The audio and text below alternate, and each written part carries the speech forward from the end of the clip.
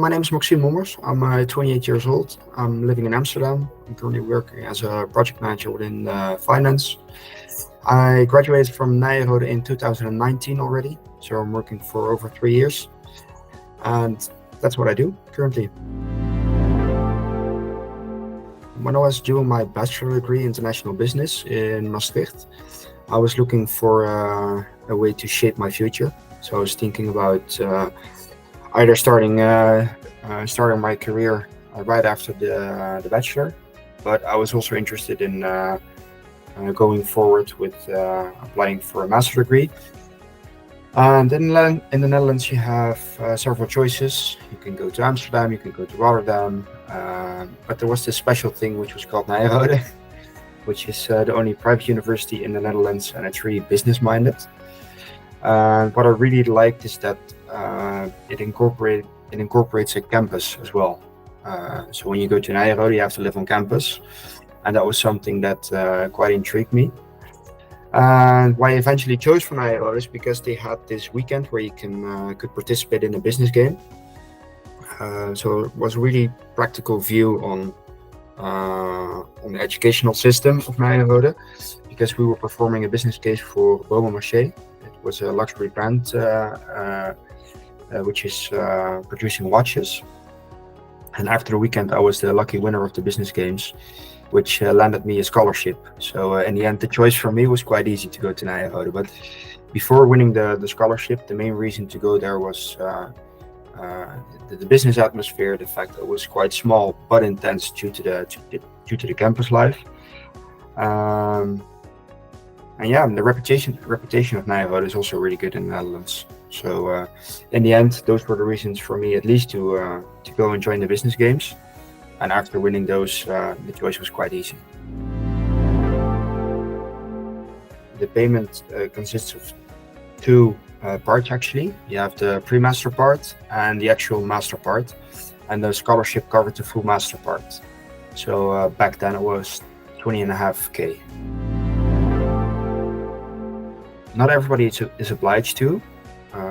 So the program starts in September, and the pre-master program lasts until January, I think. But if you don't participate in the pre-master program, that will mean that you will enter campus 4 months later. So everybody already knows each other. So a lot of people just join the pre-master program to be involved in the whole campus life experience, even though it's not obliged or mandatory to participate in order to continue with the master program. So it depends on the courses that you did before, because for some studies you do need to participate, and for some you don't. But I think over 95% of all people participate in the pre-master program.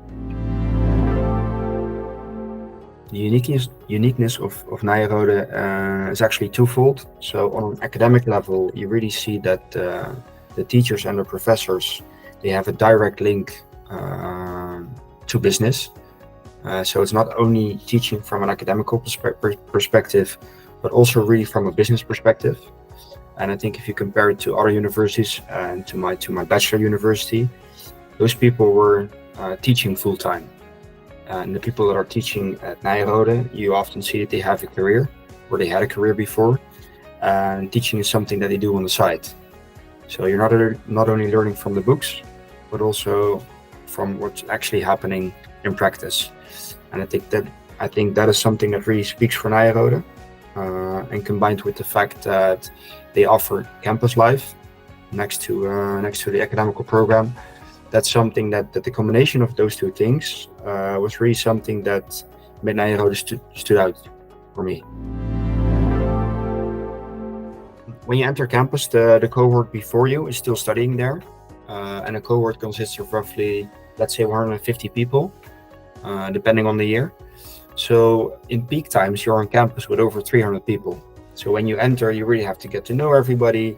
You have to build your social life, and that sometimes is quite challenging, especially when you're in your exam period and a lot of stuff is going on with campus life and the student association, but you also have to pass your exams. So what I did, I prioritized, especially for the first few months, because I felt some pressure, because I had a scholarship, that I had to perform academically first, which I did for the first few months.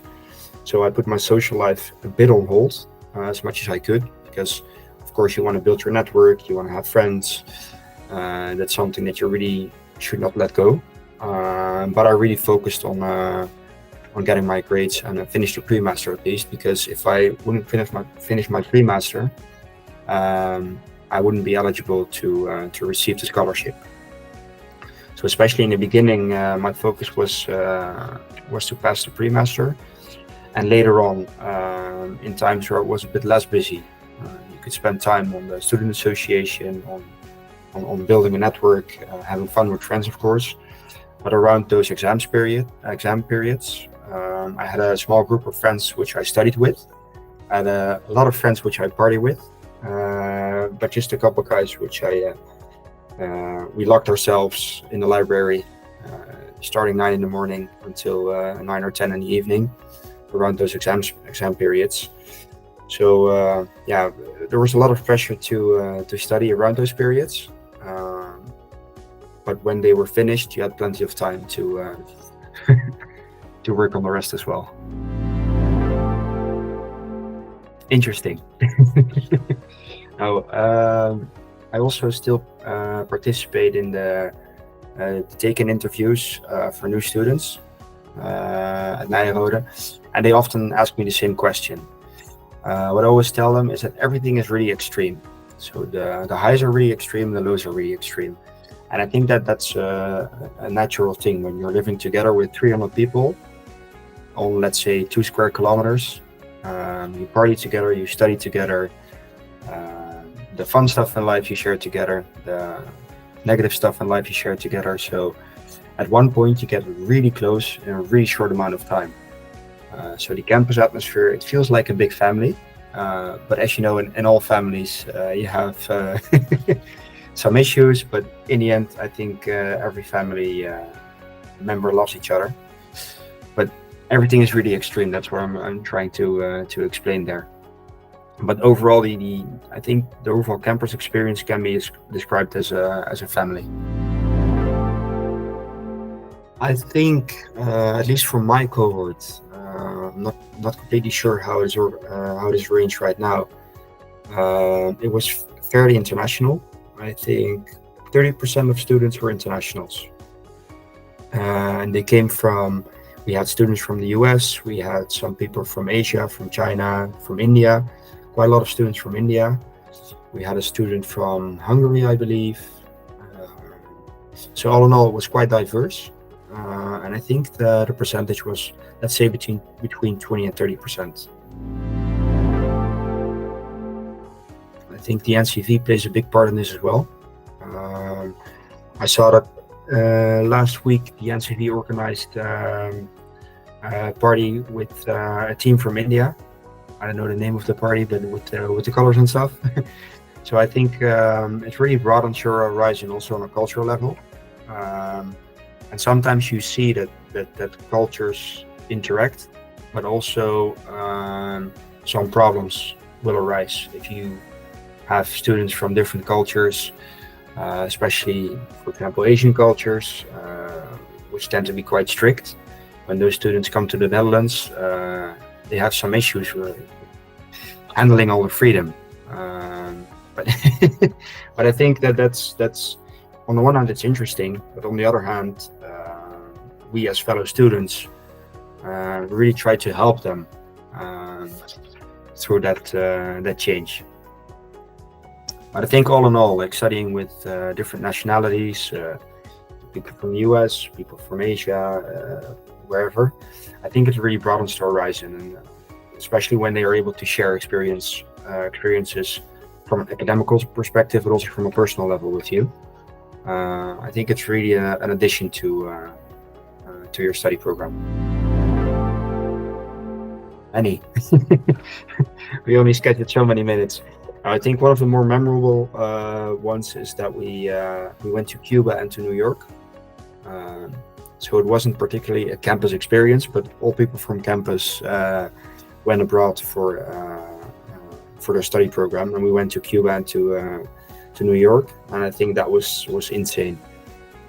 because you've been studying and partying and sharing all these things with all these people for over a year, and then you actually go to a place on the other side of the world, and that really is something that I memorize quite sometimes.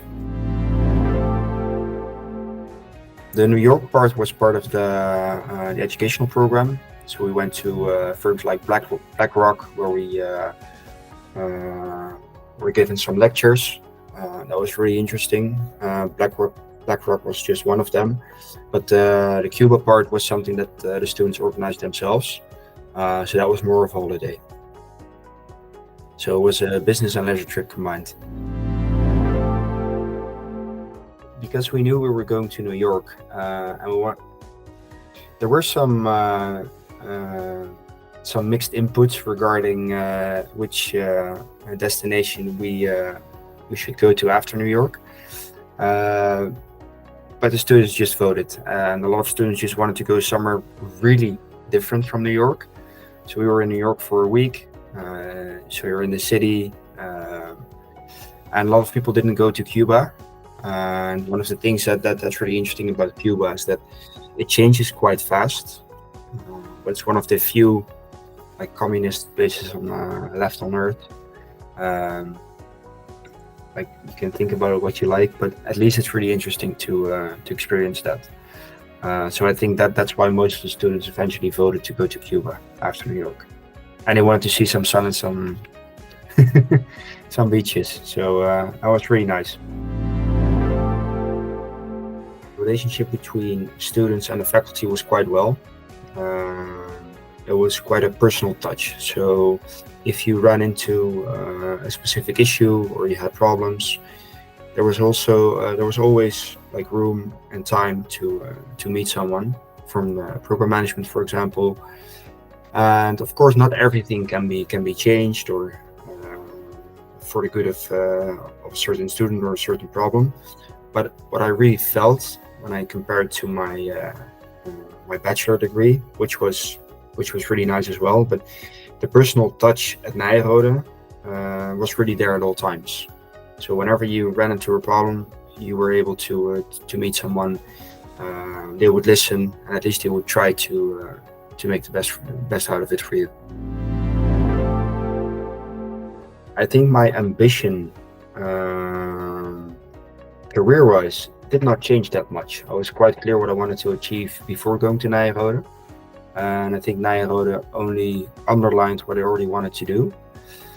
But on a personal level, I think Nyenrode really opened my eyes on what I wanted to do, because when you're living on campus, of course you have to make sure you build a network and you can get along with as many people as you can.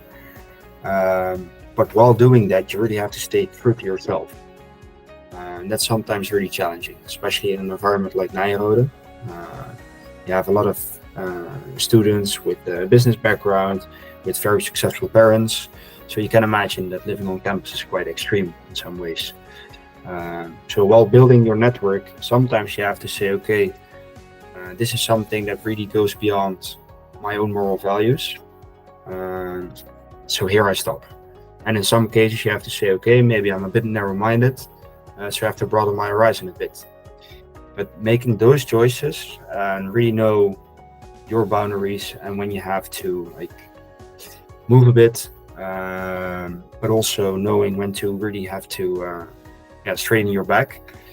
That really opened my eyes on what I want to do on a personal level. And I think what I learned from my time at Nyenrode is that you can pursue your goals while delivering value for others as well. And I think that combination eventually is the true meaning of success, at least for me. So that's something how I think Nyenrode really helped me to shape my goals in that sense.